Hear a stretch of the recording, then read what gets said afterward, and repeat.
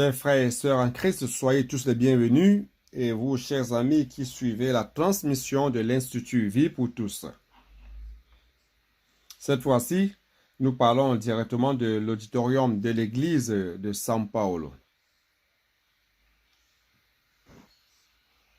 Nous sommes entrés dans un nouveau cycle. C'est le deuxième message dont le thème général, c'est notre mission, l'édification du corps du Christ. Le message numéro 2 a comme titre Bénédiction spirituelle dans les lieux célestes. La lecture biblique, c'est Éphésiens chapitre 1, verset 3.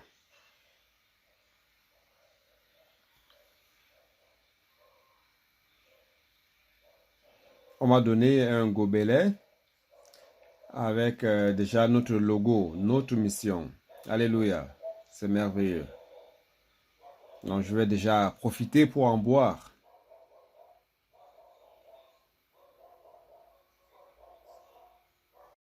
Avant d'entrer dans le message à proprement parler, je voudrais faire un lien avec ce que nous avons vu dans Jean chapitre 21, dans le message de la série antérieure, numéro 39. Parce que cette fois-ci, nous allons entrer selon l'orientation de l'esprit dans le livre d'Éphésiens comme une séquence du livre de Matthieu. Dieu nous a beaucoup bénis dans les révélations du livre de Matthieu. Et cela se termine par la mort et la résurrection de Christ. Et Christ, dans sa résurrection, dans le dernier message 39, nous avons vu le récit de son apparition après sa résurrection et s'est présenté aux disciples.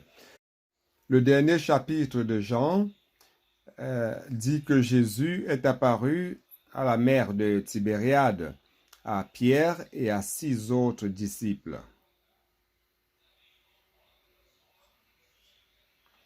Je voudrais relever un point. Je n'ai pas le temps de redire ce que j'ai déjà dit. Je voudrais juste mettre en exergue un point. Jésus devait entraîner ses disciples pour qu'à partir de ce moment-là, qu'ils apprennent à vivre avec sa présence invisible. Eux qui étaient habitués à suivre notre Seigneur Jésus durant plus de 3 ans, ils ont accompagné Jésus dans son ministère terrestre jusqu'à ce que finalement il a souffert entre les mains des principaux sacrificateurs et les anciens du peuple. Il a été mis à mort, crucifié, et au 3e jour, comme il a dit, réellement, il est ressuscité. Toutefois, par la lecture des évangiles, des 4 évangiles, on se rend compte que les disciples n'ont pas cru que Jésus pouvait ressusciter. Ils n'avaient pas cette notion sur la résurrection de Jésus et encore moins les femmes qui aimaient beaucoup Jésus, Marie de Magdala et les autres femmes. Elles ont préparé des aromates pour oindre, pour embaumer le corps de Jésus. Cependant, lorsque ces femmes y sont arrivées, Jésus n'y était plus. Il y avait le drap et le linge qui était mis sur sa tête. Je ne vais pas détailler, mais ce que je veux dire, c'est que faire à partir de maintenant? Si vous vous mettez à la place de Pierre comme le leader principal des 12 apôtres, que faire? Comment suivre ce Jésus?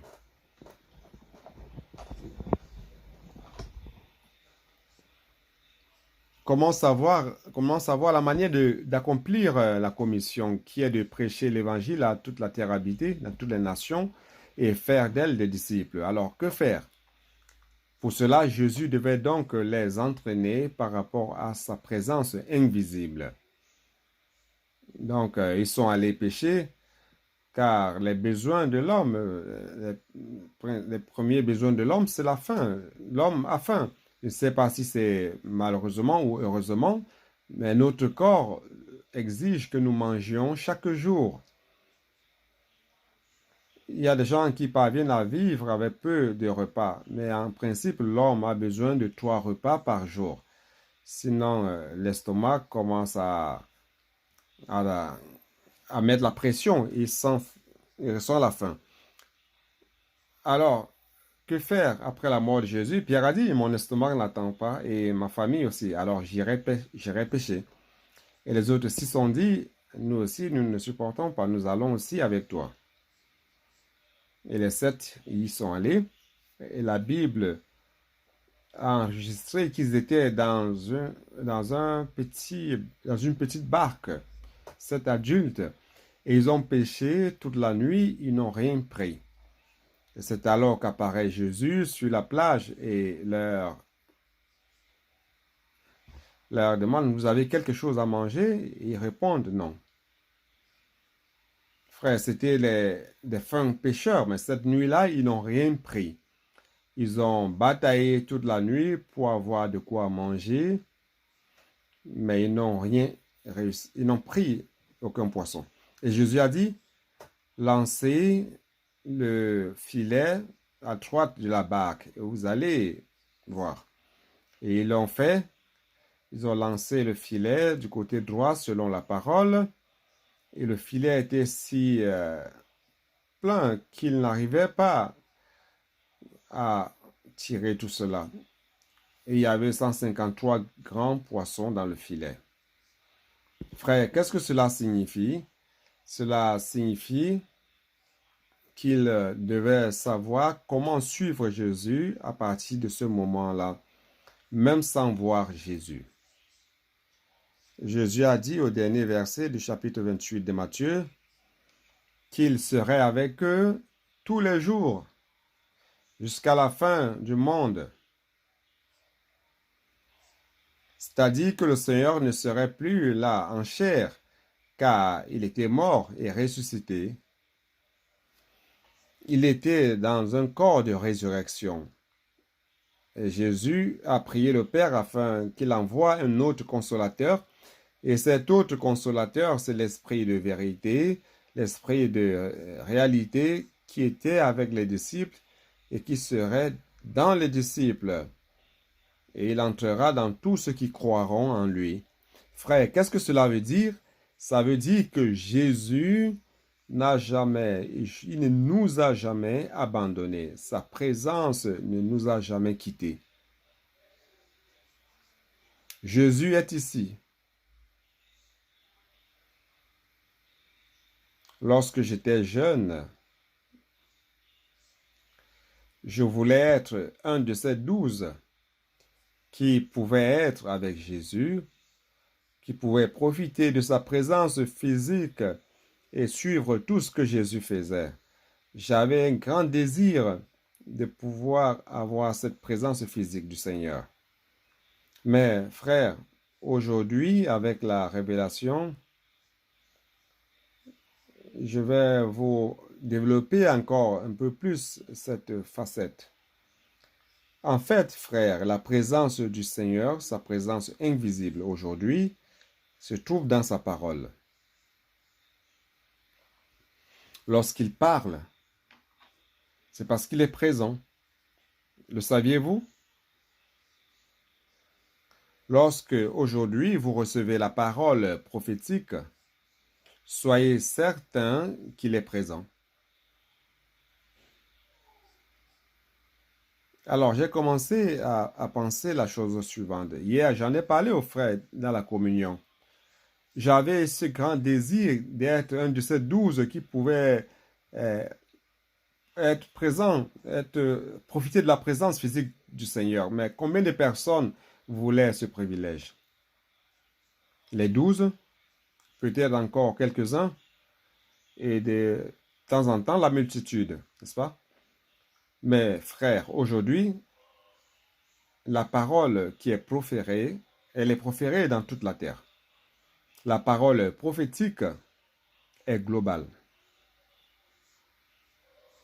Donc, non seulement les 12 peuvent profiter de la présence du Seigneur, mais aujourd'hui, tous ceux qui apprécient la parole prophétique, tous ceux qui croient que cette parole vient de la bouche de Dieu, vous avez la présence de Dieu avec vous. N'aimez-vous pas cela? Cela m'a beaucoup réconforté. Profiter de la présence physique, c'est très bon, mais aujourd'hui, profiter de sa présence invisible, encore plus grand. La joie, les gains, non seulement moi qui peux en profiter, mais beaucoup de frères aussi peuvent en profiter. C'est pour cela que nous devons, frères, apprécier la parole. Hier, les frères ont dit lors de notre communion que le direct de jeudi à 20h et aussi la transmission de la parole prophétique de dimanche à 19h, tous devraient apprécier d'être dans la présence du Seigneur, écoutant cette parole. Et Marcos, n'est-ce pas? Je peux utiliser ton nom? Marcos Corey de Chapeco. Il a dit, il y a une chose. Lorsqu'on arrive à 21h du direct, il y a encore quelques personnes qui entrent. C'est 30 minutes après qu'on a un numéro complet. Dimanche aussi, c'est la même chose. Frère, cela montre que nous n'avons pas encore découvert que lorsque le Seigneur parle, c'est qu'il est présent. Nous ne devons perdre même pas une minute. Le Seigneur va parler. Waouh! Imaginez, à 1h, le Seigneur va vous parler dans cette salle. Alors, que feriez-vous? Vous seriez dans une grande joie. Jésus veut me parler dans cette salle à 13h, 1h de l'après-midi. Est-ce que vous irez en retard? Quelque chose de merveilleuse. Aujourd'hui, non seulement les 12 ont profité de la présence du Seigneur, mais des milliers aussi. Alors, quand on parle, la présence du Seigneur s'y trouve. Et lorsque le Seigneur parle, nous croyons, frères, et nous trouvons les miracles. Nous voyons des choses qui se passent dans l'édification de l'Église. Nous voyons les personnes qui sont sauvées dans les rues avec le puis-je prier pour vous, le colportage dynamique, l'évangile du royaume par les livres est prêché. Frères, nous voyons ces miracles que l'Église n'a pas expérimenté il y a un temps de cela, depuis l'époque des Actes des Apôtres, au 1er siècle. Peu de miracles s'étaient accomplis parmi le peuple de Dieu. Moi, je ne parle pas de ces autres miracles que nous appelons pentecostal. Je parle du miracle de la vie, du miracle de la présence du Seigneur, du miracle qui confirme la parole. Les colporteurs, les frères et sœurs des églises qui vont dans les rues prêchant l'évangile. Devant nous, dans notre présence, de nos propres yeux, nous voyons des miracles. Les personnes qui pleurent.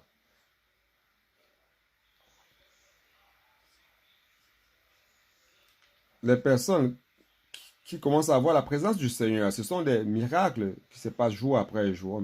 On n'a pas le temps de relater tout cela. Frères, nous devons apprécier la parole.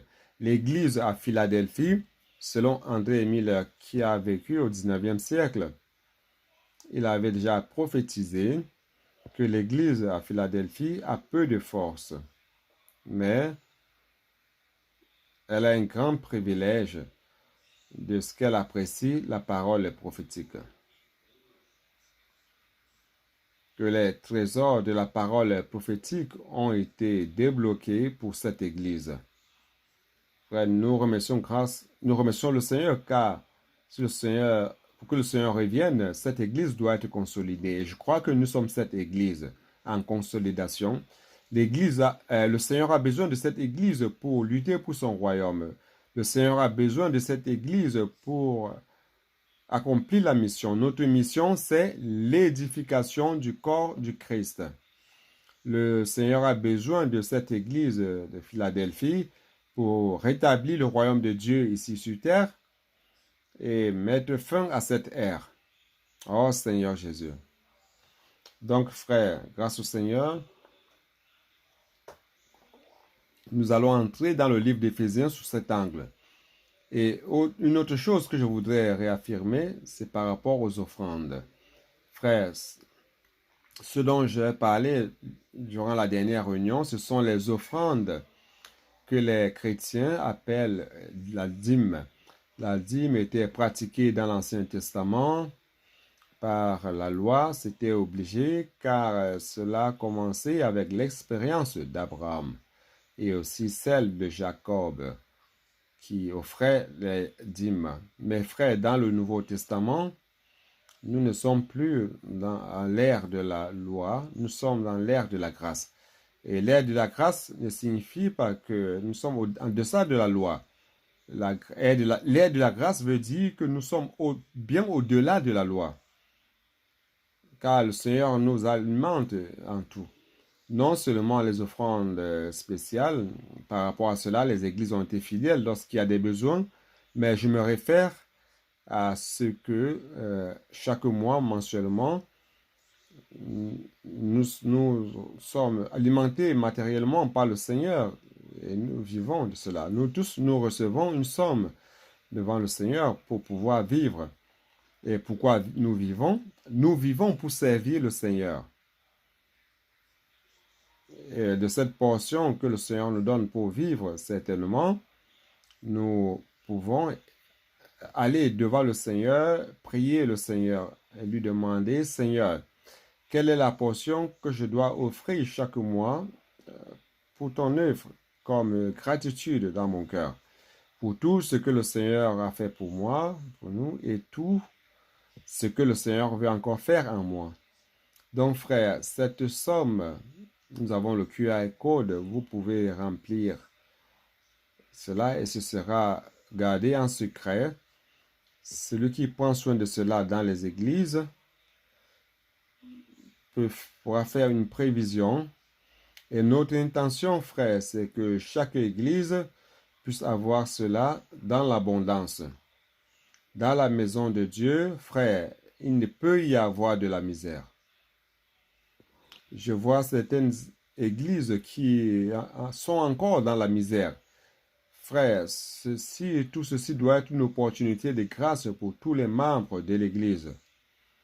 Et nous voulons faire en sorte que la maison de Dieu est tout en abondance et en grande quantité. Pourquoi? Parce que l'église ne veut pas seulement répondre à ses propres besoins, mais en fait l'église a comme mission l'expansion de l'évangile, l'expansion de l'œuvre du Seigneur en Afrique. Vous savez que l'Afrique du Sud, le Mozambique, Madagascar, la Zambie, la Zambie, à chaque fois tu me rappelles la Zambie, le Burundi, le Malawi, l'Angola a déjà été prise par la région 6, vous êtes en retard. La région Cône Sud a pris quoi? Kenya, Ouganda, Tanzanie, Rwanda, le Burundi, et le Congo-Kinshasa, et Congo-Brazzaville. Et le Cameroun, il ne peut pas, n'est-ce pas? Il a l'allergie. Alors on conquérit l'Afrique par les moyens que le Seigneur nous a donnés maintenant. Allons y introduire le CPEV. Allons introduire le colportage dynamique. Allons introduire Expo Livre. Oh Seigneur Jésus. Allons fortifier ces églises afin qu'elles croissent réellement et non juste les maintenir et sans aucun progrès. Allons faire en sorte que l'Afrique ait réellement des vainqueurs. Alors le Seigneur reviendra. Nous avons aussi la charge pour l'Australie, l'Océanie. Le Seigneur nous a donné comme dernier continent et nous devons y arriver. Alors, en d'autres termes, frère, l'Église ne peut pas vivre seulement regardant son propre nez. l'Église doit avoir l'abondance pour participer avec les autres églises, l'expansion de l'œuvre. Lorsque j'ai parlé de l'Afrique, frère, grâce au Seigneur, on m'a écrit un témoignage merveilleux dans une ville d'intérieur de São Paulo. Deux frères ont écouté ces deux frères et sœurs qui ont une affaire commune. Ils ont déjà offert pour l'Afrique 130 000 réals. Et cela s'est passé aussi. Il y a aussi d'autres choses, d'autres frères aussi, que le Seigneur est en train de susciter. Donc, frère, nous sommes responsables avec la région 1. Nous sommes responsables dans cette entrée, l'Afrique du Sud, Mozambique et les autres. Je ne vais pas répéter. Le Seigneur ne nous a pas encore remis les pays du nord d'Afrique qui sont réellement, pratiquement les pays musulmans. Donc, nous allons travailler où le Seigneur nous a envoyés, d'accord? Et que le Seigneur puisse bénir l'expansion de l'œuvre. Nous voulons faire revenir le Seigneur. Amen. Notre objectif, frère, la semaine dernière, j'ai expliqué le logo. Notre objectif, c'est d'édifier cette église sur le fondement qui est Christ. Et après l'édification, Christ sera la pierre de fin. Et nous allons nous marier à Christ lors des noces de l'agneau. Qui est-ce qui veut participer aux noces de l'agneau? Vous savez que tous ne sont pas conviés, tous ne sont pas invités. Seuls ceux qui ont les vêtements de noces. Seuls ceux qui sont en train de lutter pour le royaume. Tu es en train de lutter pour le royaume? Si tu es un de ceux qui luttent pour le royaume, frère, tu seras invité. Et nous allons aux noces de l'agneau, ça se passera au ciel. Nous allons nous unir à Christ en mariage. Et nous serons un seul bloc avec Christ. Christ et l'Église. Voici que l'homme quittera son père et sa mère et s'unira à sa femme. Et les deux deviendront une seule chair. Grand est ce mystère, mais je ne me réfère pas au mariage humain, mais je me réfère à Christ et à l'Église. Donc cette union, l'homme et la femme s'unissant, devenant une seule chair, en fait c'est l'ombre de ce que Dieu veut faire dans la réalité, qui est d'unir Christ à l'Église. Christ ne sera uni à l'Église par le mariage que lorsque l'Église sera prête, totalement sanctifiée, sans tache, sans ride, sainte, sans défaut. N'est-ce pas? Il n'y a que comme cela qu'il y aura ce mariage. Aujourd'hui, nous luttons pour l'édification de l'Église pour cela. Souvent, les personnes dans les rues faisant le colportage, prêchant l'évangile du royaume et prenant soin d'elle dans l'Église. Pourquoi? Pour que cette Église soit prête. Et plus tôt cette Église sera prête, que l'édification sera prête, nous pourrons nous unir. Car au moment opportun, la fin viendra. La fin viendra avec la grande tribulation, mais avant la fin, le Seigneur enlèvera les vainqueurs. Je ne veux pas rester ici durant la grande tribulation. Donc aujourd'hui, je veux lutter pour le royaume, lutter pour l'édification de l'Église. Et nous allons nous unir à Christ comme un seul bloc. Et ce bloc, c'est cette pierre que je vous ai dit, un cube qui dans Daniel 2 a été détaché sans l'aide de la main humaine. C'est Dieu qui a préparé tout cela. Et cette pierre va frapper les pieds de la grande statue que le roi Nabuchodonosor de Babylone a rêvé. Et cette grande statue, frère, aujourd'hui, c'est le royaume de ce monde, où Satan est le prince de ce monde. Et il utilise encore les gouvernements humains pour régner, pour faire ce qu'il veut faire. Car le voleur vient pour voler, tuer et détruire. Il ne vient pas pour accomplir de bonnes choses à l'homme. Mais nous faisons les bonnes choses pour l'homme. Nous prêchons l'évangile avec le puis-je prier pour vous. Nous sauvons ces personnes des griffes de Satan. Et frère, comme cette pierre, après le mariage avec Christ, nous allons justement avec Christ suivre le grand général à la dernière bataille de Armageddon, nous allons vaincre l'Antéchrist et tous ses disciples. Et ce sera la fin une fois pour toutes. Et Satan, à la fin, sera aussi lié et le millénaire va commencer, la manifestation du royaume des cieux.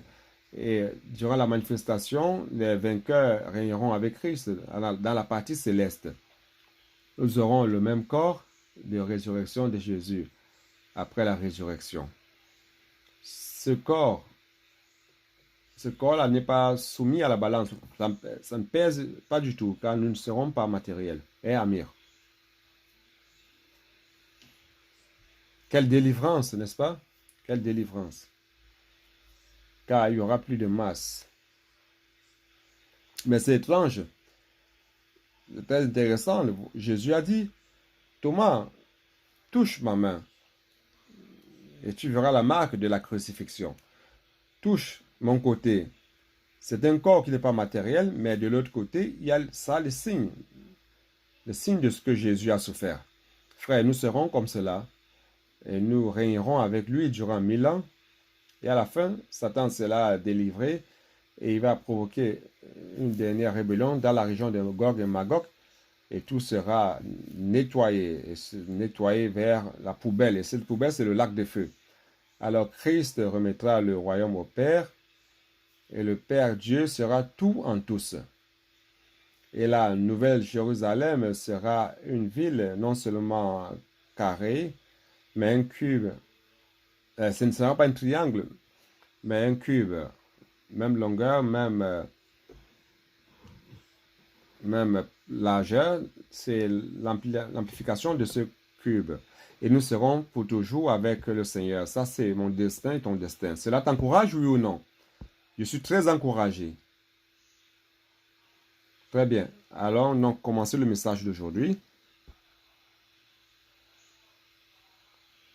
Frère, je dois parler un peu du tableau de fond d'Éphésiens. OK?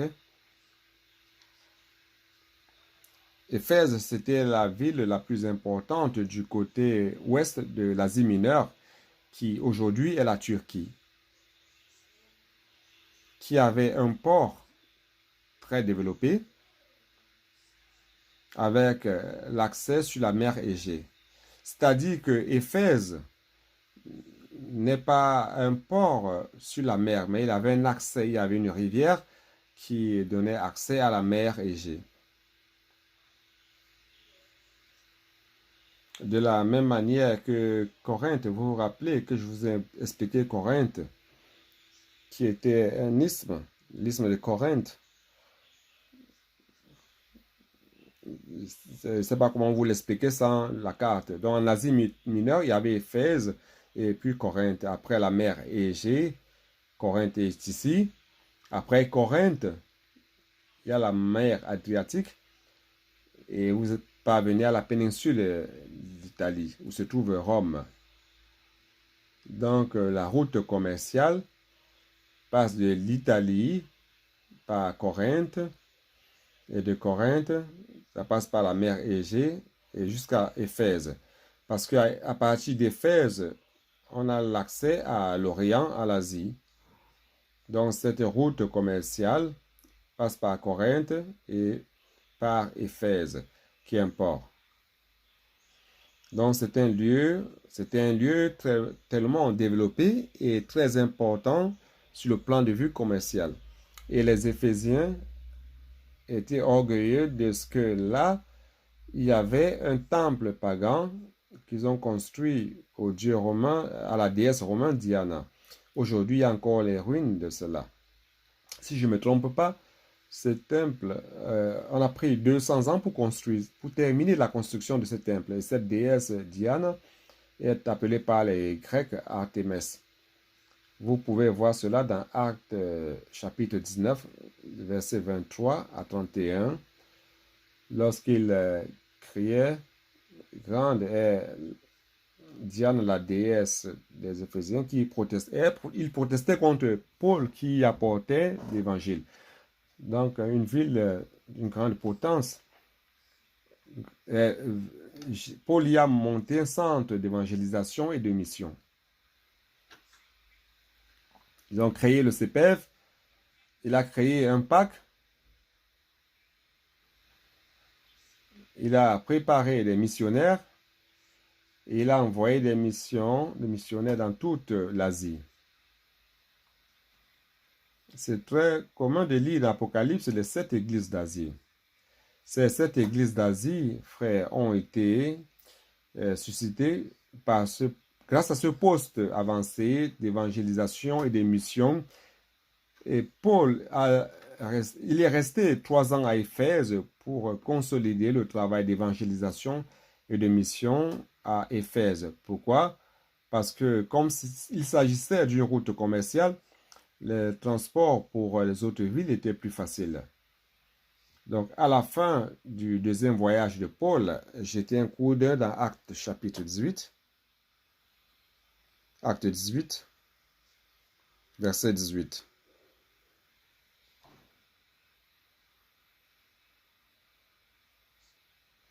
Paul resta assez longtemps à Corinthe. Ensuite, il prit congé des frères et s'embarqua pour la Syrie avec Priscille et Aquilas. Priscille et Aquila. Paul a rencontré ce couple à Corinthe, vous vous en rappelez?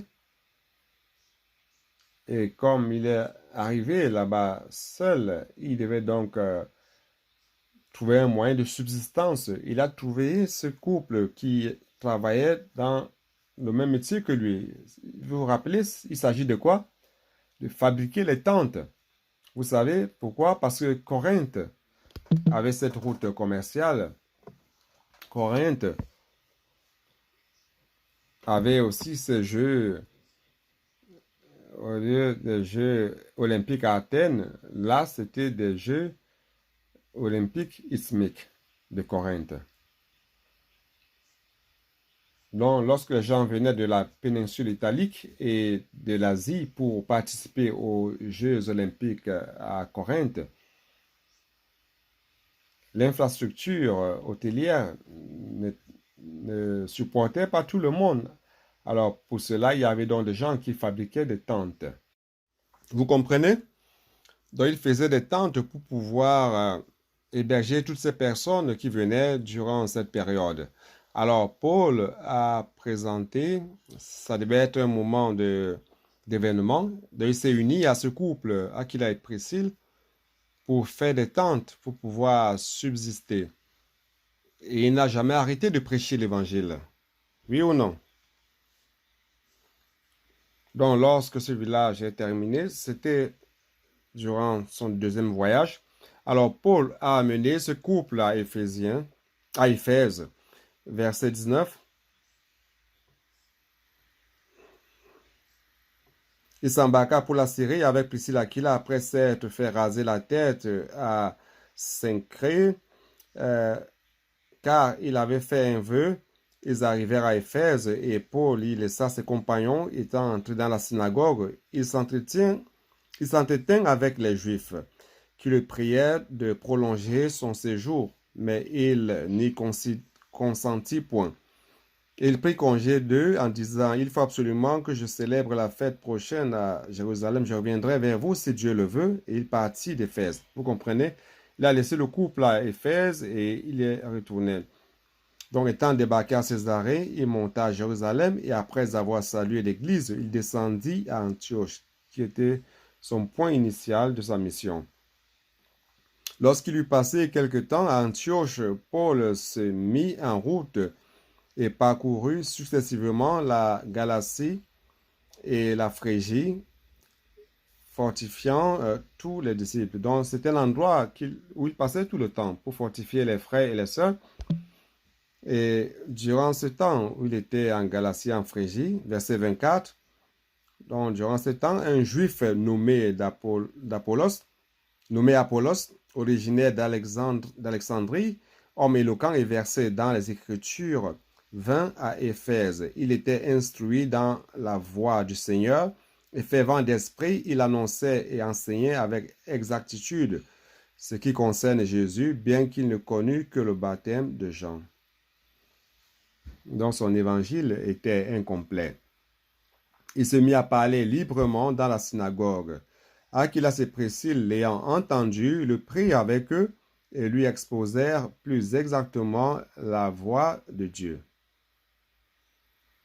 Comme il voulait passer en Achaïe, les frères l'y encouragèrent et écrivirent aux disciples de le bien recevoir.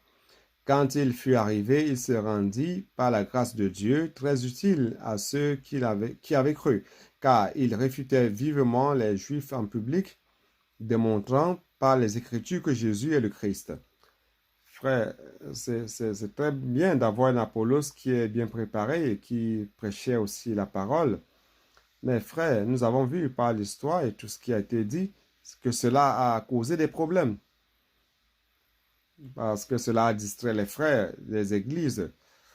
Car durant ce temps-là, celui qui était le canal utilisé par Dieu, par lequel Dieu parlait aux églises, c'était Paul. Mais comme Apollos avait une habileté, il était éloquent, cela a confondu un peu la pensée des frères, la tête des frères. Et c'est pour cela que le ministère de Paul n'a pas eu, les églises n'ont pas bien compris que Dieu parlait à travers Paul. Et par le fait de se distraire, Paul parlait et les autres parlaient aussi. Finalement, on n'a pas le même effet qu'on attendait dans l'œuvre du Seigneur. Aujourd'hui, grâce à Dieu, nous sommes dans une phase privilégiée. Car dans cette phase privilégiée, l'Église à Philadelphie a découvert ce qui n'était pas découvert durant cette époque-là. Aujourd'hui, Dieu travaille par la parole prophétique et nous aimons la parole prophétique. Nous cherchons la parole prophétique, nous obéissons à la parole prophétique, nous pratiquons avec simplicité la parole prophétique et l'œuvre s'accomplit. Chapitre 19. Pendant qu'Apollos était à Corinthe, Paul, après avoir parcouru les hautes provinces de l'Asie, arriva à Éphèse et a rencontré quelques disciples. C'est OK. N'ont pas compris, ils n'avaient jamais entendu parler du baptême par le Saint-Esprit. Je vais sauter. Verset 8. Ensuite, Paul entra dans la synagogue où il parlait librement. Pendant 3 mois, il discourut sur les choses qui concernent le royaume de Dieu.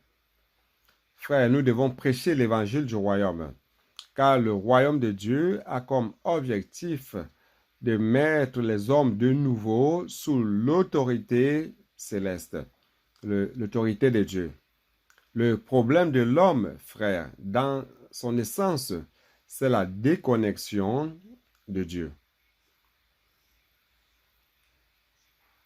Sortir de sous l'autorité de Dieu et tous les problèmes alors se présentent. Toute la misère, l'homme comme brebis sans berger, les personnes sont fatiguées, elles ne voient aucun sens à leur vie, car cet homme est sorti de l'autorité de Dieu. Et le royaume de Dieu que nous prêchons, frère, c'est pour ramener l'homme de nouveau sous l'autorité de Dieu. Et lorsque l'homme est gouverné par Dieu, tout est résolu. Tout rentre dans l'ordre. C'est pour cela que nous devons prêcher l'évangile du royaume de Dieu. Quoi d'autre? Où suis-je? Mais comme quelques-uns, certains de la synagogue, des Juifs, restaient endurcis et incrédules, frère, la parole prophétique a besoin de la foi. Sans foi, la parole prophétique devient une simple doctrine et rien ne marche. Donc, décriant devant la multitude la voix du Seigneur, il se retira d'eux, sépara les disciples et enseigna chaque jour dans l'école d'un nommé Tyrannus. Qui était Tyrannus? C'était un philosophe grec qui avait monté une école où il pouvait parler de sa philosophie. À cette époque, là, en Grèce, c'était très courant de faire cela. Donc Paul a dû, on pense qu'il a dû louer certaines périodes pour pouvoir enseigner la parole sur le royaume de Dieu. Donc, frère, là, à Éphésiens, c'était le début d'un poste avancé de la préparation des CPVistes, des colporteurs et des missionnaires. Alléluia.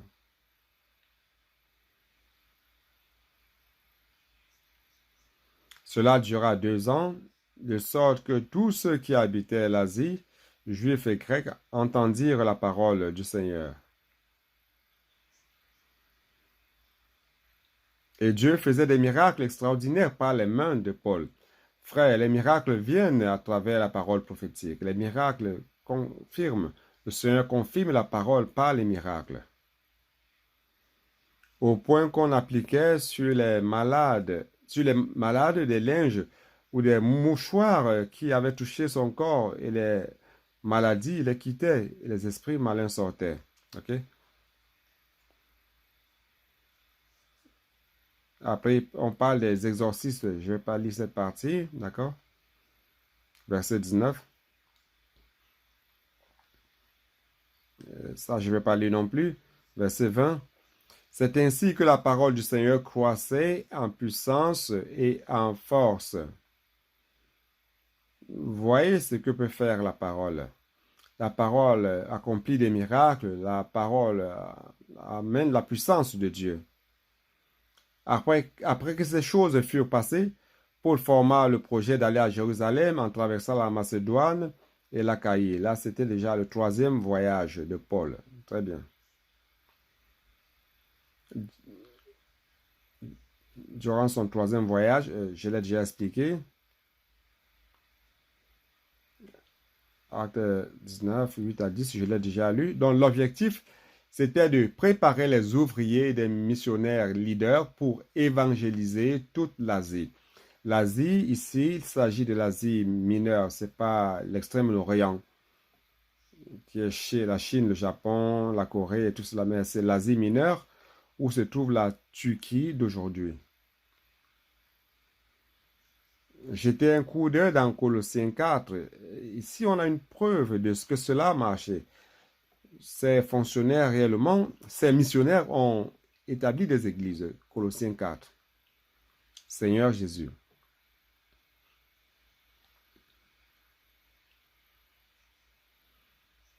C'est pour cela que le Seigneur veut répandre son royaume de l'évangile, son évangile du royaume à travers les missionnaires. Colossiens 4, 12, 13. Épaphras, qui est des vôtres, vous salue. C'est-à-dire que Épaphras était Colossien, des Colossiens, il était à Colosse aussi, qui est des vôtres. Serviteur de Jésus-Christ, il ne cesse de combattre pour vous dans ses prières, afin que, parfait et pleinement persuadé, vous persistiez dans une entière soumission à la volonté de Dieu. Car je lui rends le témoignage qu'il a une grande sollicitude pour vous, c'est-à-dire vous de Colosse, pour ceux de Laodicée et pour ceux de Hierapolis. C'est-à-dire que tout au moins Épaphras a connu le CPEV, il est passé par le PAC et il était en train d'établir les églises à Colosse,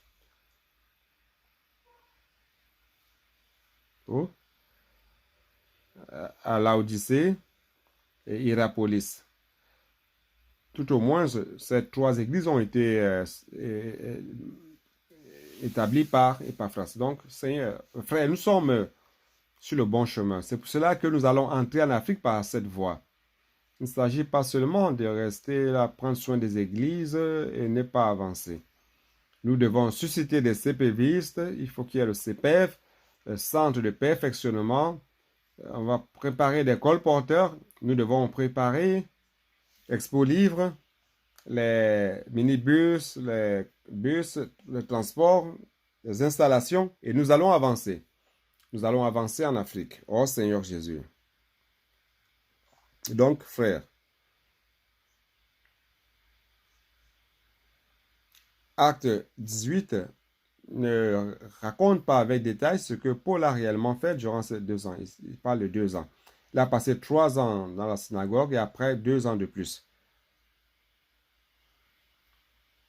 Durant le voyage, quand il est allé en Macédoine, il est allé jusqu'en Grèce au 3e voyage.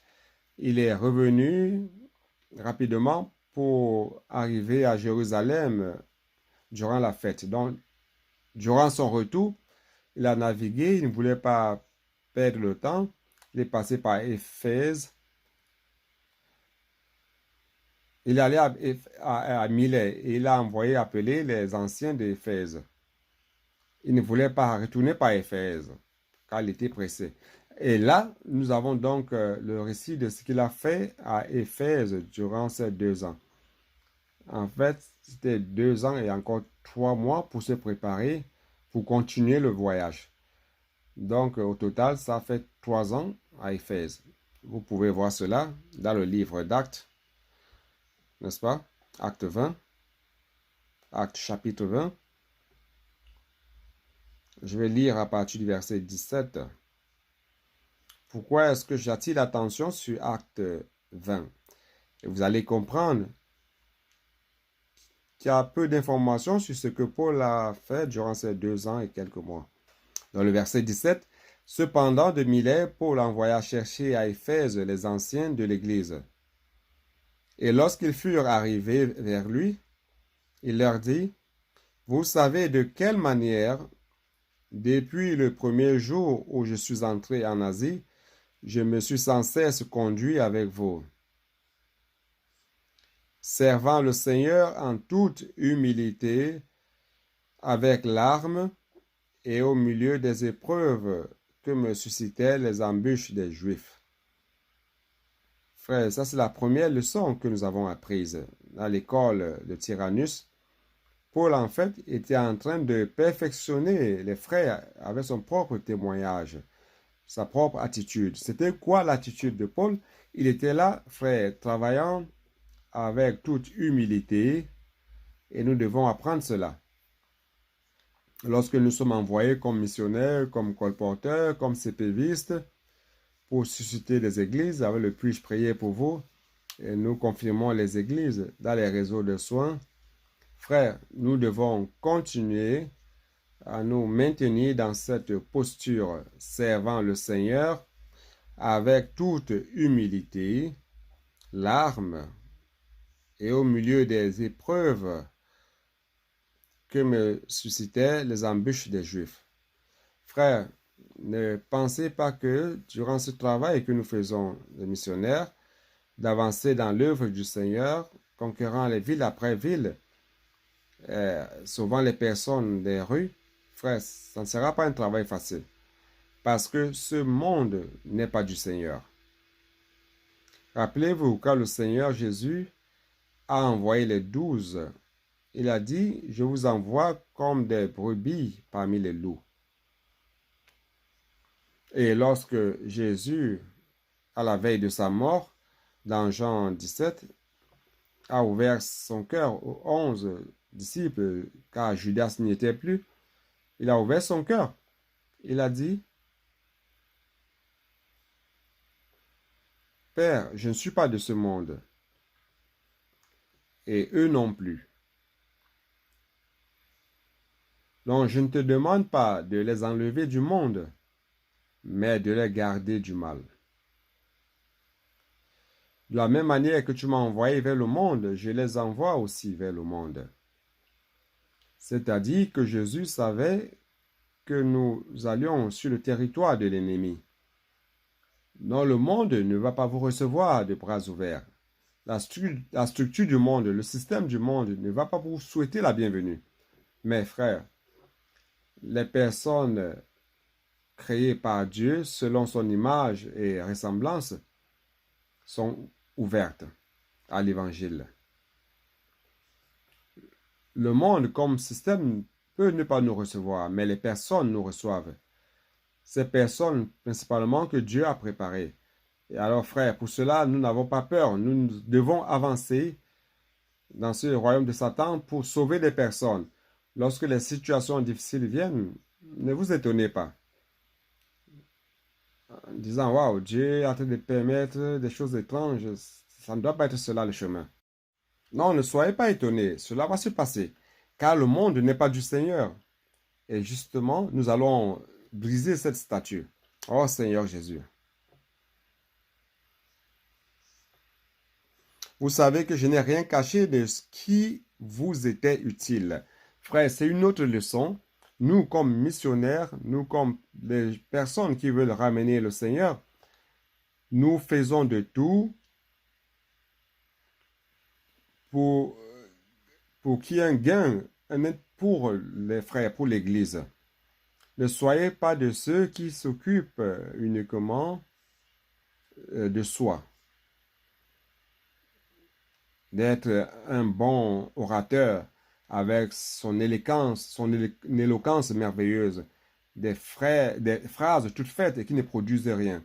Nous devons produire l'œuvre de Dieu. Vous comprenez? Ne travaillez pas afin d'être vu et que l'œuvre de Dieu n'est pas faite.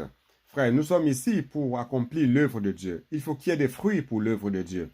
Donc, Paul n'a pas arrêté d'annoncer tout ce qui était utile pour l'Église à Éphèse. Et nous devons avoir cette même attitude, frère. Vous savez, nous ne sommes pas candidats à une charge politique, une fonction politique. Et, oh Seigneur Jésus, et faire des campagnes électorales plaisant au public, à mon public qui m'aime. Frère, nous ne sommes pas ici pour cela. Prêcher l'évangile, sauver les personnes des rues, les amener dans les réseaux de soins, édifier son église et établir le royaume de Dieu. Ça, c'est notre charge. Je ne cherche rien pour moi-même. Okay? Ne cherchez rien pour vous-même. Cherchez uniquement ce qui est utile pour l'œuvre du Seigneur, pour les frères. Et que je n'ai pas craint de vous prêcher et de vous enseigner publiquement et dans les maisons. C'est-à-dire que Paul n'a manqué aucune opportunité. À l'école de Tyrannus, il annonçait publiquement, mais il prenait soin aussi des frères de maison en maison. Frères, il ne s'agit pas seulement d'un traitement impersonnel, mais d'un traitement personnel. Donc, frère, c'est merveilleux cela. Cette expérience est la mienne à cause de la pandémie. Ça fait à peu près 2 ans que je suis à Extensia, dans la maison que Amir a louée. Frère, j'ai des communions merveilleuses avec les leaderships de chaque région, de plusieurs régions. Près de 3000 personnes sont déjà passées là-bas, des leaders, comptant les clairs, les répétitions. Mes frères, là-bas, dans la communion, comme on peut constater que notre unité a augmenté, notre unanimité, et nous commençons à nous connaître mieux les uns les autres. Nous avons pu nous mettre d'accord par rapport à ce que Dieu veut faire. Nous avons commencé à respirer la même chose, à avoir la même charge. Aujourd'hui, nous faisons la même œuvre. Tous ces frères qui sont passés dans cette communion se rendent compte que nous n'avons plus de frontières physiques. En disant, je suis dans mon territoire et toi dans le tien, je fais mon œuvre et toi le tien. Il n'y a plus de cela. Notre souci, notre préoccupation est une seule. Où que j'aille, je respire cela et vous respirez cela. Cela augmente, frère, parce que nous avons l'opportunité de nous asseoir ensemble, d'avoir la communion dans la parole de Dieu. Nous nous connaissons chaque fois plus, nous devenons intimes les uns les autres. Et cela, c'est de maison en maison. Donc, maintenant, publiquement, il y a aussi son importance. La semaine dernière, je suis allé à Belo Horizonte. Maurice est ici, Belo Horizonte. Nous avons eu l'opportunité de prêcher la parole prophétique à près de 1000 personnes et les autres par Internet, un grand nombre. L'église à Belo Horizonte et la région a reçu les bénédictions ils ont reçu les bénédictions de la parole de Dieu. Donc, à la fin de la réunion, Maurice m'appelait en disant, nous devons sortir. Sinon, après, la multitude vient t'embrasser. Je ne pourrai plus te sauver de là. OK? Pourquoi? Parce qu'on devait accomplir notre agenda rapidement. Le frère m'amenait de là, par là. On n'a pas eu le temps de nous asseoir pour converser avec les frères, mais il n'y avait que le message. Mais nous rendons grâce à Dieu, car aujourd'hui, il y avait des besoins qui sont déjà accomplis, s'asseoir avec les frères, Dieu dans les yeux, tête à tête, pour avoir la communion. Et d'un autre côté, on a des enseignements publics qui profitent aux églises. Nous rendons grâce au Seigneur, car Paul faisait déjà cela à cette époque-là. Oh Seigneur Jésus. Annonçant aux Juifs et aux Grecs la repentance envers Dieu et la foi en notre Seigneur Jésus-Christ. Et maintenant, voici, lié par l'Esprit, je vais à Jérusalem, ne sachant pas ce qui m'y arrivera. Seulement, de ville en ville, l'Esprit Saint m'avertit que des liens et des tribulations m'attendent. Je ne vais pas beaucoup commenter cela. Et le verset 24, ça a toujours été ma prière, mon désir. Depuis que le Seigneur m'a donné cette responsabilité sur l'œuvre du Seigneur et m'a donné la promesse qu'il avait faite à Moïse en disant que ma présence sera avec toi et je te donnerai le repos. Donc depuis lors, j'ai appris à travailler dans le repos, car c'est Dieu qui doit agir. Moi, comme homme, je n'ai pas la capacité de faire ce que Dieu fait. Par exemple, en ce moment-ci, Dieu est en train de travailler dans toutes les églises du monde entier. Qui suis-je? Je n'ai pas la capacité de faire cela. Donc c'est Dieu qui doit agir. Alors le Seigneur m'a fait cette promesse, ma présence sera avec toi et je te donnerai du repos. Et visitant les églises de Minas Gerais, nous avons visité Expolive à Cataguases. J'étais dans le minibus avec Mauricio et j'ai prié le Seigneur tout seul. J'ai dit, Seigneur, montre-moi exactement c'est quoi mon rôle. Très bien. Le Seigneur m'a mis devant l'œuvre, la responsabilité est pour la parole. Mais qu'est-ce que le Seigneur attend de moi? Que dois-je faire concrètement? Qu'est-ce que le Seigneur attend de moi? Le Seigneur m'a dit clairement, je veux que tu conduises mon peuple à la bonne terre de Canaan. Depuis lors, vous savez qui va entrer dans la terre de Canaan, spirituellement parlant? Ce sont les vainqueurs. Ce n'est pas tout le monde, ce sont les vainqueurs. C'est pour cela que nous sommes privilégiés, frères, d'être à Sion, d'être dans l'église à Philadelphie. Donc, frères, c'est pour cela que Dieu travaille en nous jusqu'à aujourd'hui. En moi, il n'y a pas une autre ambition, aucun autre intérêt dans la vie. J'ai perdu même le goût des choses physiques. Tout ce que je demande à Dieu, c'est de me donner la santé, me donne sa présence, que je continue à le servir comme un canal, de manière humble. Je n'ai pas d'autre demande. Donc je prends toujours ce verset 24 de Paul comme ma prière, mon attitude. Mais je n'ai fait pour moi-même aucun cas de ma vie. Frère, je ne recherche pas la gloire des hommes, ni la célébrité, ni cherche pas à être un grand. Tout ce que je veux, c'est d'accomplir ce que le Seigneur m'a chargé de faire.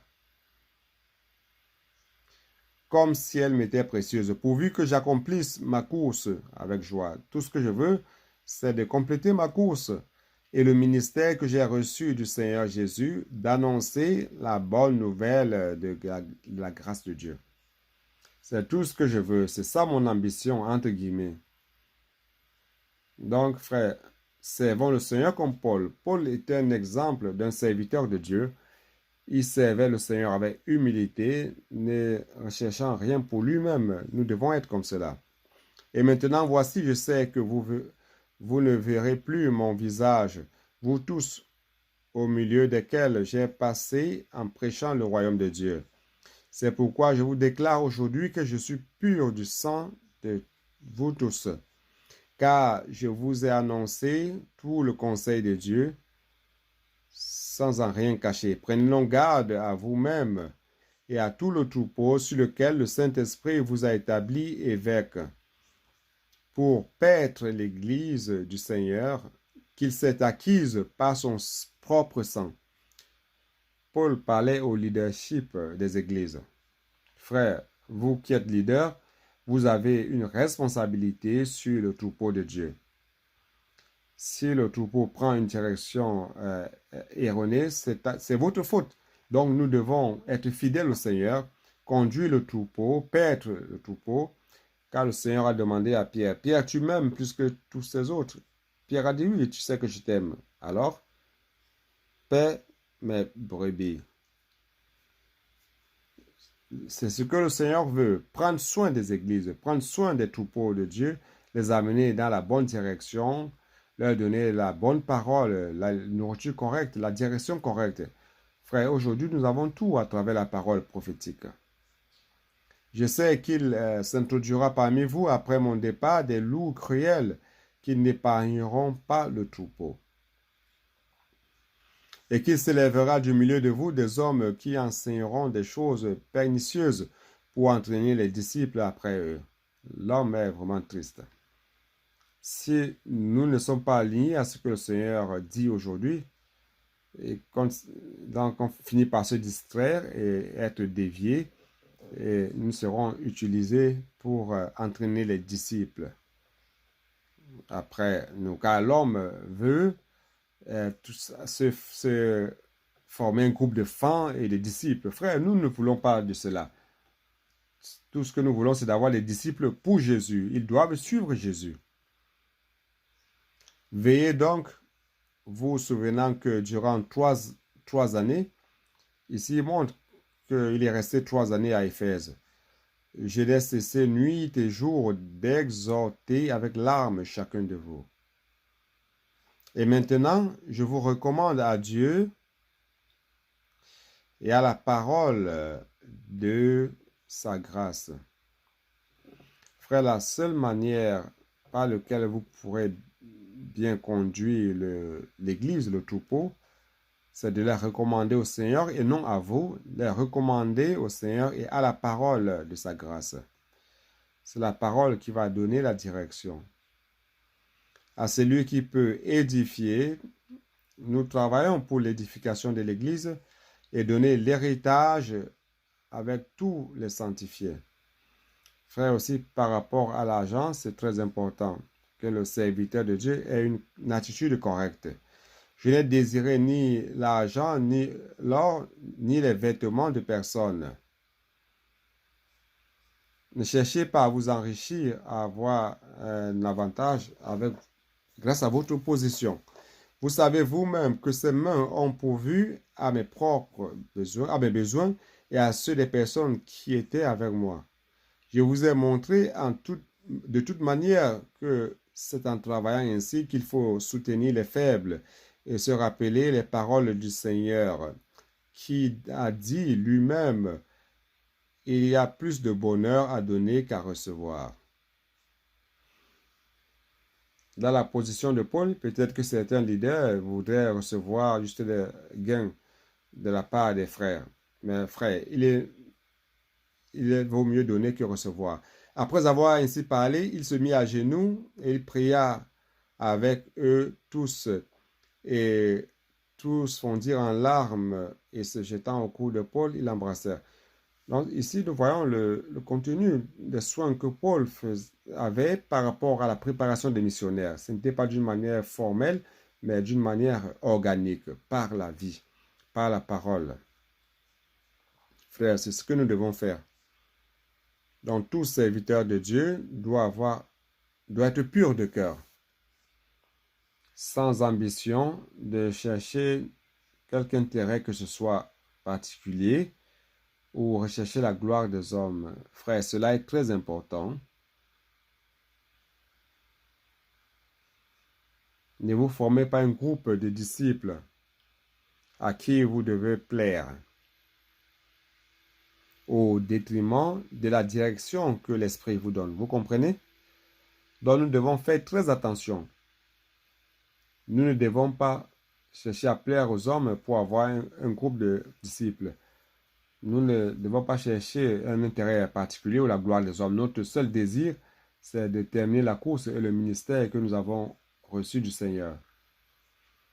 Donc les leaders responsables du troupeau doivent paître l'Église de Dieu qu'il a achetée de son propre sang, et ils ont été constitués des superviseurs par l'Esprit Saint, car ils doivent rendre compte au Seigneur.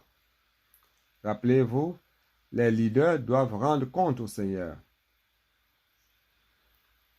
Et après le départ viendront des loups, voraces. Pourquoi? Parce que de là surgiront les faux prophètes, les judaïsants et les mystiques, avec leur doctrine gnostique, cultivant la connaissance, l'exotérisme et la culture au détriment de la parole pure de Dieu. De nos jours, frères, nous devons veiller afin de ne pas être distraits par les bonnes paroles des rhétoriques qui nous dévient de la direction donnée par la parole. Ah, cette parole est belle, cette parole est bonne. Frère, vous devez voir par le fruit de l'arbre pour savoir de quel arbre il s'agit.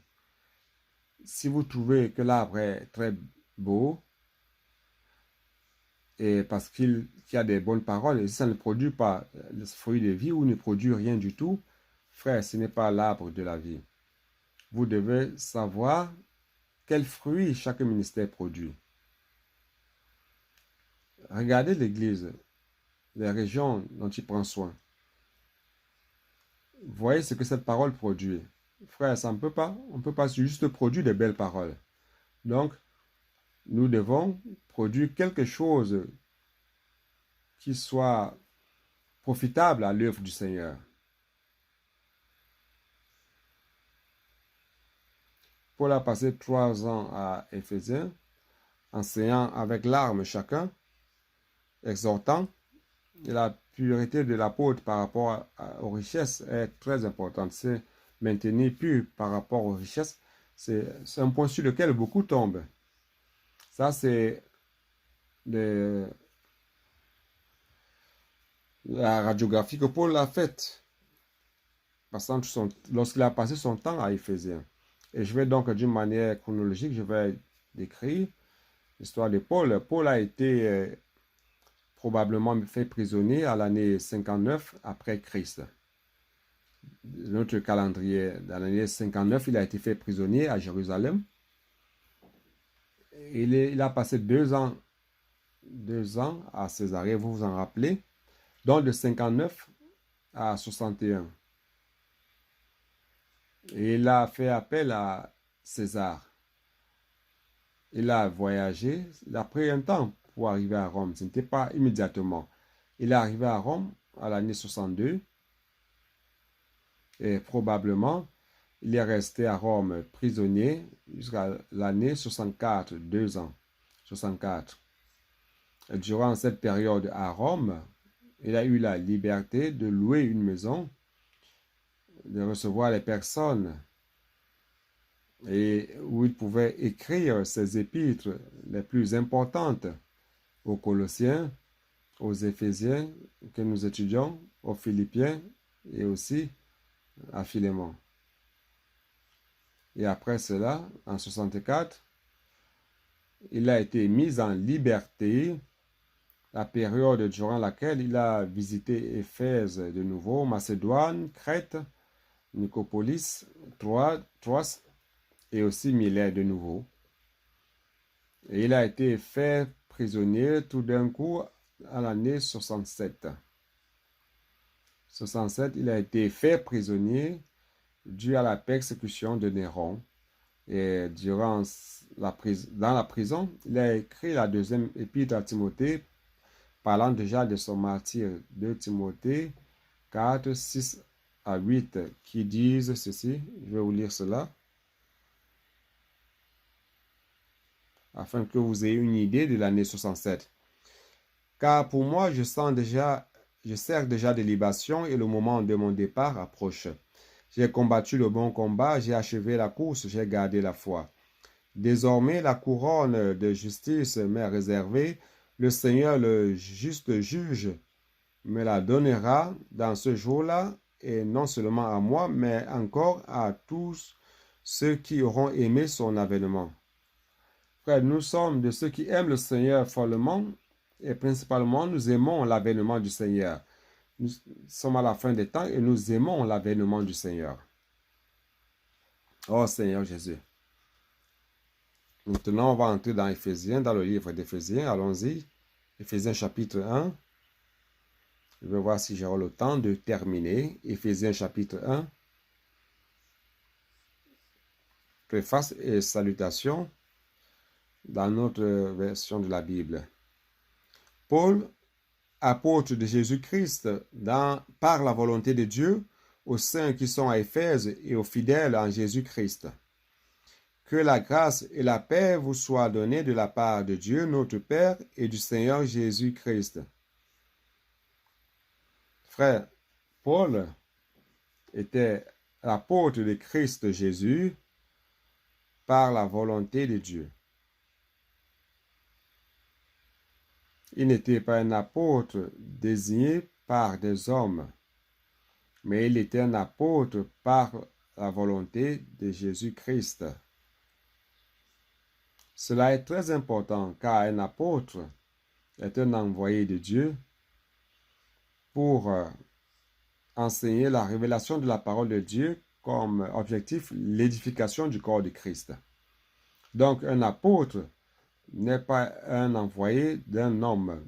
Un apôtre est envoyé par Dieu pour enseigner la révélation de la parole de Dieu pour l'édification du corps de Christ. Il n'est pas choisi ni désigné par les hommes, mais par la volonté de Dieu.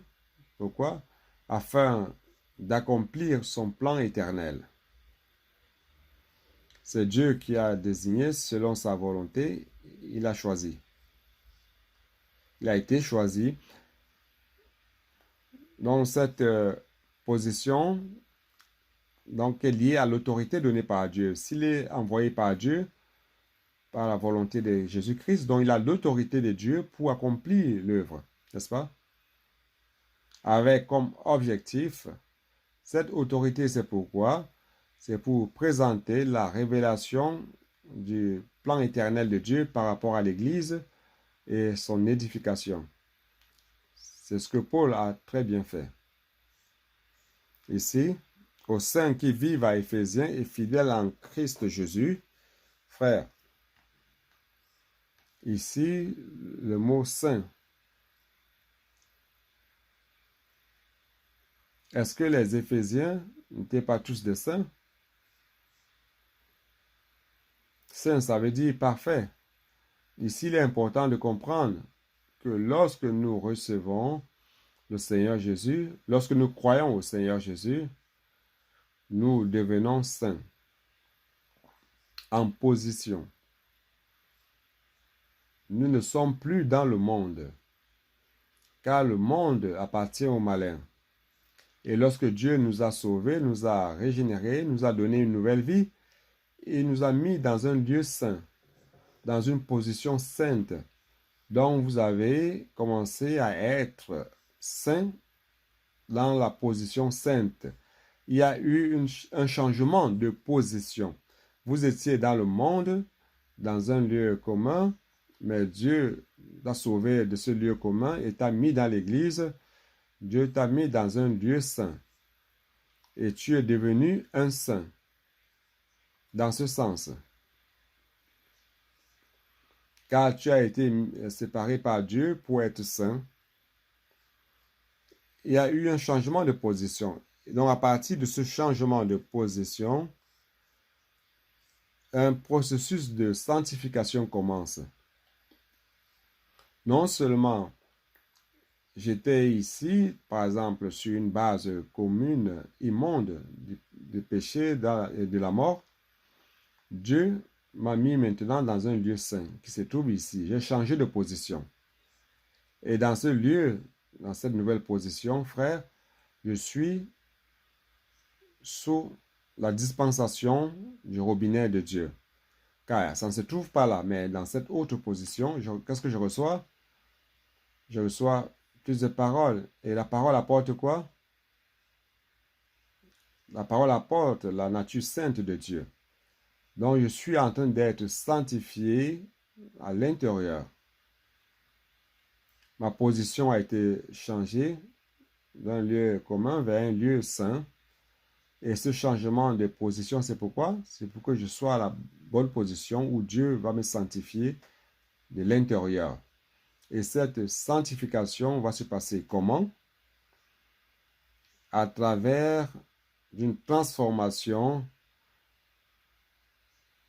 du domaine naturel vers le domaine spirituel. Romains 12.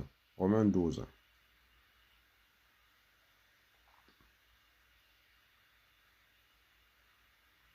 Romains 12.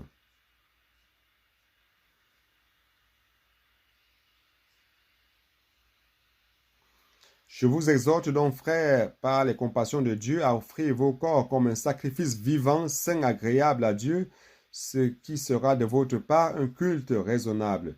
Ne vous conformez pas au siècle présent. Vous n'êtes plus de ce siècle. Maintenant, vous êtes ici, dans un lieu saint. Mais soyez transformés par le renouvellement de l'intelligence, afin que vous discerniez quelle est la volonté de Dieu, ce qui est bon, agréable et parfait. Donc, Dieu veut te sanctifier. C'est pour cela, frère, que dans Éphésiens 5, je ne me fatigue pas de vous lire cela, Éphésiens 5, je vais lire de nouveau. Femmes, aimez vos maris comme Christ a aimé l'Église et s'est donné pour elle. Il s'est donné pour elle. Pourquoi? Pour mettre premièrement cette Église dans un lieu saint. Et quel est l'objectif de la mettre dans un lieu saint? Afin de la sanctifier. Vous comprenez? Pourquoi vous êtes ici? Pourquoi vous êtes devenus les saints? C'est pourquoi? C'est pour que Dieu puisse nous sanctifier de manière dispositionnelle à l'intérieur, changeant notre pensée naturelle, renouvelant cette pensée naturelle afin que Dieu puisse faire cette transformation comme ce qui se passe dans une diète. Lorsque vous commencez à manger de la nourriture saine, cette nourriture saine va commencer à faire une transformation métabolique dans votre corps. Les éléments avec les toxines, les éléments toxiques sont en train de sortir de nous et les éléments de cette diète saine vont remplacer ces éléments nocifs qui vont sortir de nous. Après une période, nous serons sanctifiés, transformés métaboliquement. Et c'est ce que Dieu est en train de faire avec vous. Vous ne vous rendez pas compte de cela, mais vous êtes en train d'être transformés. C'est ce qui se passe. Afin de la sanctifier, Christ a aimé l'Église et s'est livré lui-même pour elle, afin de la sanctifier par la parole, après l'avoir purifiée par le baptême d'eau. Donc, ici, ça vient par la parole. La parole nous lave, enlève toutes les rides, tous les éléments du vieil homme, de la chair, du péché, de la mort, de la vieille création, tout cela va sortir. Notre homme naturel, tout sort. Frère, Dieu est en train de nous infuser des éléments de sa vie et de sa nature. jusqu'à ce que nous soyons totalement remplis de la nature divine et de la nature sainte de Dieu. Donc Christ est en train de faire cela. Pourquoi? Pourquoi est-ce qu'il est en train de nous sanctifier? C'est pour nous présenter un jour à lui-même, pour ce mariage dont j'ai parlé, comme une église glorieuse. Une église sans tache, ni ride, ni rien de semblable, mais sainte et irrépréhensible. Ça, c'est l'objectif de Dieu. C'est pour cela que l'Église est composée de tous les chrétiens. Retournons à Éphésiens 1. À tous les saints. Qu'est-ce qu'il dit? Aux saints qui sont à Éphèse et aux fidèles en Jésus-Christ. Frères, une Église, ainsi Dieu a déterminé dans une ville, l'Église dans l'univers est une seule, n'est-ce pas? Jésus-Christ n'est pas mort pour 2 ou 3 églises. Il est mort pour son Église. Il s'est livré pour son Église. Donc l'Église est une seule universellement. Mais dans la pratique, tous les hommes vivent dans les villes, n'est-ce pas? Donc de forme pratique, la pratique de cette unité universelle, dans chaque ville, c'est une seule Église. Dans chaque ville. Donc aux saints qui vivent à Éphèse. L'Église à Éphèse est composée de tous les saints qui vivent à Éphèse. Mais malheureusement, aujourd'hui, la situation a beaucoup changé. Les saints qui vivent à Éphèse ont été séparés par d'autres groupes mineurs, issus de cette dénomination ou de cette autre dénomination. Mais aux yeux de Dieu, il ne voit qu'une seule église à Éphèse. C'est pour cela que certains qui ont eu cette vision ont commencé à vivre sur la base de la réalité de cette unité. Bien que la réalité, ce n'est pas comme ce que nous voyons, mais nous ne pouvons pas être sur une base de division. Nous rendons grâce à Dieu. Celui qui a reçu cette lumière commence à vivre non sur une base de division, mais sur une base de l'unité, sans critiquer personne. Nous ne sommes pas ici pour juger les personnes. Nous voulons être les premiers à être sur la bonne base. Et pour le fait d'être sur la bonne base, Dieu nous donne la révélation de la parole. Car sa parole, c'est pour son Église. Et celui qui peut représenter son Église, c'est ceux qui sont sur la bonne base. Le Seigneur nous a donné sa parole. Et lorsque nous recevons cette parole, ce n'est pas pour dire nous avons la révélation et vous n'en avez pas. Non. Cette parole qui vient, que nous recevons, c'est pour tous les enfants de Dieu. Et nous avons l'obligation de l'amener à tous. C'est pour cela que nous faisons le colportage. Nous avons le journal Havre David, nous avons Expo Livre, parce que ce que Dieu a donné à l'Église, c'est pour toutes les églises. Cela doit profiter à tous les enfants de Dieu. Donc, c'est comme cela que nous travaillons. OK? Donc, je ne vais pas terminer. Je vais m'arrêter là. Verset 3, on ne va pas pouvoir terminer. On va s'arrêter ici. Que la grâce et la paix. Frère, c'est quoi la grâce? C'est quoi la grâce? La grâce, c'est Dieu en Christ. Car dans Jean chapitre 1, verset 14, 17, il dit que la loi est venue par Moïse, mais la grâce et la vérité sont venues par Christ, Jésus-Christ. Donc, Jésus-Christ a apporté la grâce. Quelle est la grâce que Jésus-Christ a apportée? C'est Dieu lui-même, avec toutes ses richesses, n'est-ce pas? En Christ, tout cela a été mis à notre disposition gratuitement. Ça, c'est la grâce. Et aussi en esprit, dans Jean 7, 38, 39, il dit cela par rapport à l'esprit qu'ils allaient recevoir ceux qui allaient croire en lui. Car l'esprit, à ce moment-là, n'avait pas encore été donné. Mais aujourd'hui, l'esprit a été donné car Jésus a été glorifié Donc de notre intérieur coulent des sources d'eau vive, des rivières d'eau vive, ces fleuves d'eau vive, car cet esprit est déjà entré en nous, ça c'est la grâce. Cette grâce commence à couler de nous gratuitement vers d'autres personnes. Donc lorsque nous ouvrons notre bouche, frère, la grâce doit couler.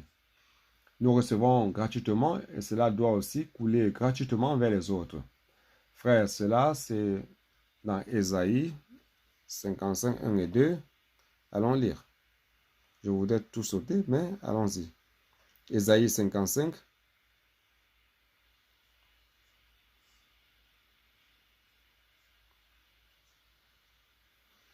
Et vous tous qui avez soif, venez aux eaux, même celui qui n'a pas d'argent, venez acheter et manger. Venez acheter du vin et du lait sans argent, sans rien payer. Pourquoi? Parce que c'est gratuit. C'est gratuit. C'est le cadeau de Dieu à notre égard. Donc, frère, lorsque Jésus-Christ est venu jusqu'à nous, il est mort et glorifié, il est devenu l'Esprit. Et cet Esprit est entré en nous, frère. Nous pouvons recevoir la grâce de Dieu. Toute l'abondance de Dieu est venue à nous gratuitement. Vous n'avez pas besoin de faire des cérémonies ou de sauter des choses pour recevoir des grâces. Sans argent et sans prix. Verset 10. Comme la pluie et la neige descendent des cieux et n'y retournent pas sans avoir arrosé, fécondé la terre et fait germer les plantes, sans avoir donné de la semence au semeur, du pain à celui qui mange. Et ainsi en est-il de la parole qui sort de ma bouche et ne retourne point à moi sans effet, sans avoir exécuté ma volonté et accompli mes desseins. Pourquoi est-ce que j'ai voulu lire ces deux versets? Dieu veut donner toutes ses richesses, ce qu'il est, ce qu'il a de grâce, gratuitement, il veut te donner cela gratuitement. Et il vient à travers quoi? À travers un véhicule. Et ce véhicule, c'est la parole. La grâce vient par la parole. Lorsque la parole vient jusqu'à vous, ça a un objectif. Ça a le dessein de Dieu. Il veut arroser la terre. Qu'est-ce qu'il veut faire? Il veut rendre la terre féconde. Il veut faire germer et donner la semence à celui qui sème et du pain à celui qui mange. Donc la parole qui sort de la bouche de Dieu, aujourd'hui c'est la parole prophétique, ne va pas retourner vers lui vide, mais ça va accomplir ce qui lui plaît. Et ça prospérera dans ce qu'il a désigné, pour lequel il a désigné. Donc chaque parole qui vient vers nous, Dieu veut du résultat, des fruits. Chaque parole de Dieu, ce n'est pas seulement une belle parole, une rhétorique, une phrase sans défaut. Non. Chaque parole a un objectif. Chaque parole a un désir, un dessein. Dieu veut des fruits. C'est un ordre de Dieu. Dieu vous l'a donné. Il veut que vous soyez simple, obéissant et que vous lui produisiez des fruits. Frère, c'est ce qui se passe parmi nous. Et lorsque vous permettez à cette grâce de couler en vous et produire des résultats, frère, le résultat, c'est la paix. C'est pour cela que nous n'avons pas vécu un moment plus heureux et de bonheur et de paix que maintenant. N'est-ce pas, Marquand? Oui, Elias. Tu ne parles que de cela, n'est-ce pas? Tu n'as jamais vécu un moment si heureux. Et c'est comme si cette joie ne s'arrête pas, n'est-ce pas? Elle ne va pas s'arrêter. Jusqu'au retour du Seigneur, elle ne va pas s'arrêter. Frère, n'est-ce pas merveilleux? Je vais terminer. Je n'ai pas pu terminer, mais je vais m'arrêter. Frère, nous rendons grâce au Seigneur pour le livre d'Éphésiens. Nous avons vu le tableau de fond. Nous avons vu comment nous devons avoir cette même attitude du serviteur de Dieu, qui est Paul, qui a été fidèle au Seigneur. Frère, ce sont ces personnes qui vont ramener le Seigneur. Si nous avons n'importe quelle ambition personnelle ou si nous cherchons un gain particulier, nous allons nuire à ce que le Seigneur veut faire sur terre. Frère, nous voulons produire beaucoup de colporteurs, nous voulons produire beaucoup de missionnaires, nous voulons étendre l'œuvre du Seigneur, établir des églises gagnant des continents. Jésus est le Seigneur. Amen.